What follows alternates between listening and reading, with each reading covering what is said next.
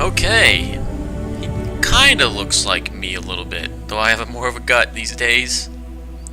Scruff kinda looks right, since I've grown out my beard and mustache. And he has my hair, so that works. Yeah, I think he'll do. I like the portrait look as well, so I think we're all set. I've named him Galvin, and his last name is stuck at Amel. So that's what we're going with. Alright, Galvin. I think we next will pick our talents and skills. Attributes, okay. Mouse over an attribute to see its description. So, like most role-playing games, we have strength, dexterity, willpower, it looks like constitution, magic, and cunning are new. So let's take a look and see what these all do for us. Strength measures a character's physical prowess and directly affects the damage a character deals in physical combat. It also contributes to the accuracy of melee attacks. High strength is essential for warriors, in particular if they wish to wield two-handed weapons, and is nearly as critical for rogues. I can't lower it anymore, so we're stuck with strength of 11. Dexterity 11. Dexterity is a measure of agility, reflexes, and balance. Higher dexterity improves a character's chances to hit, makes the character more likely to dodge incoming blows, and contributes to the damage dealt by piercing weapons like daggers or arrows. Archery and dual-weapon fighting styles demand high dexterity to master, making this attribute a favorite for rogues. We have willpower. Willpower represents a character's determination and mental fortitude. With high willpower, mages can cast more spells thanks to a deeper mana pool. For warriors and rogues, willpower grants more stamina for combat techniques and special attacks. This is kind of important, because without a high willpower, we won't be casting many spells. So, we're going to put at least 1 point in there. Magic. Magic is the measure of a character's natural affinity for the arcane. This attribute is crucial for mages, since it directly increases a character's spell power score, which determines the potency of all spells. The magic attribute also determines how effective potions, potulances, and salves are for all classes. Higher your rank, I think, the more effective they are when you use them. So we're going to increase that. And cunning. Cunning determines how well a character learns and reasons. Most skills, such as herbalism or combat tactics, require a quick mind to master, and an observant eye can more easily find weaknesses in enemy armor. Rogues benefit most from this statistic, as many of their class abilities and special attacks rely on... I can't pronounce that. Subtly. I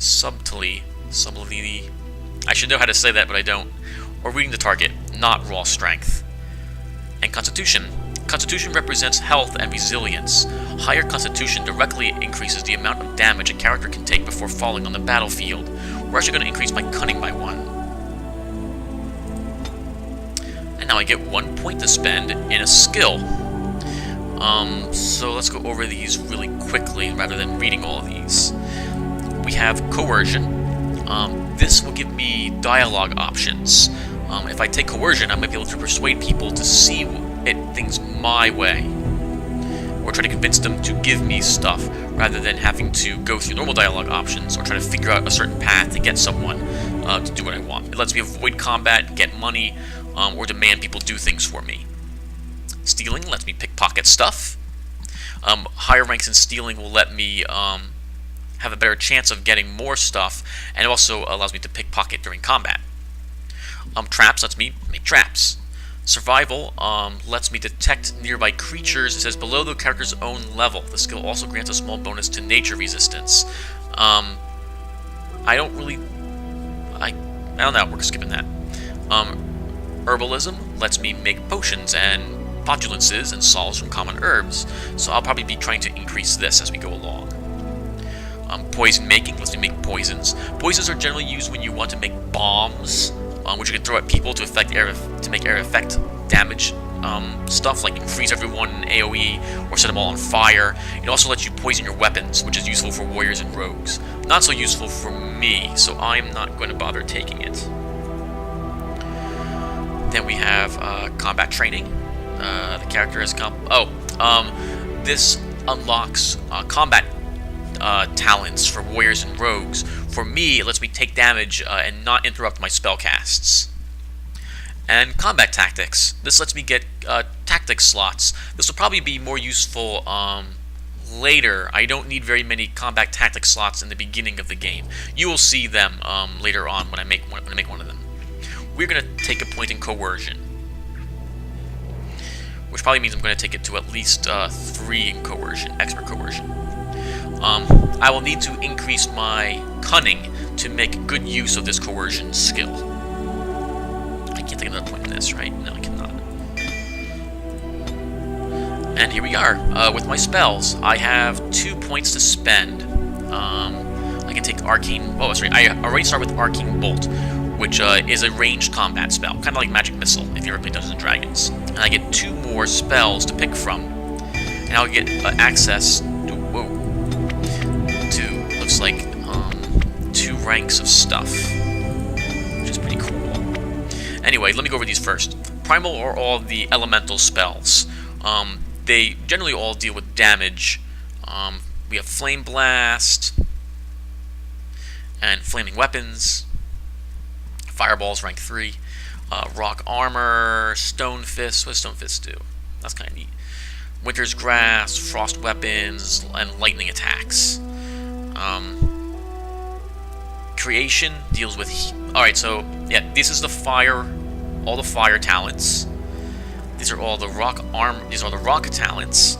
Here's all the frost and electricity. Then we have creation. This deals with helping and buffing. We have healing here. We have buffs, buffing my targets, my companions and party members. Glyphs, which you put on the ground and they do different effects. So actually kind of neat. I may actually take them. And these look like bonuses to magic. We have spirit attacks. What do these do? Spell shield. Any hostile spell targeted. Oh, this is anti-magic. This drains magic from my enemies to give it to me. This deals with blowing things up in the undead, summoning skeletons at the last rank. And this deals with mind effects. Oh, and this are debuffs. And Trophy will weaken my enemy, make them more vulnerable to my spells, hit them for, what does weakness do? Drains the, oh, okay, so this drains their stamina, which you consume to make attacks. It's kind of like energy for a rogue, or rage for a warrior if you ever play World of Warcraft. Looks like it reduces their movement speed to a best of the resistance check, not bad. This makes things more vulnerable to was it creation spells? No, primal spells. Disorient makes them less effective, as you can see in combat, with penalties. Horror will stun something for a little bit. Sleep knocks something out, and Waking Nightmare. Ooh, that doesn't sound very good to the enemy. And this lets me take... Oh, wow, look at this stuff. Death Cloud, Curse of Mortality. Can I regenerate health? Things continue to damage. Not bad. Some really nice death spells here. I'm going to be taking... Let's see... I think I'm going to have this guy... be lightning.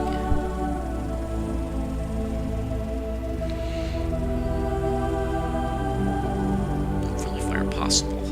Well, this is going to be tough to pick, so I'm actually not going to stop recording as I think about what I want. Alright.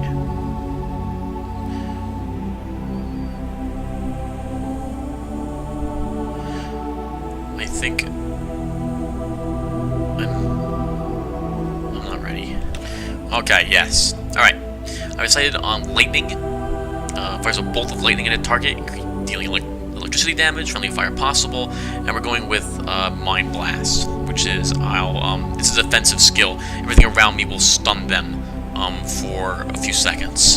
So I have a defensive skill and 2 offensive skills with Arcane Bolt and Lightning in the mix. And with that, we're ready to start. Alright everyone, let's see what awaits us with this mage.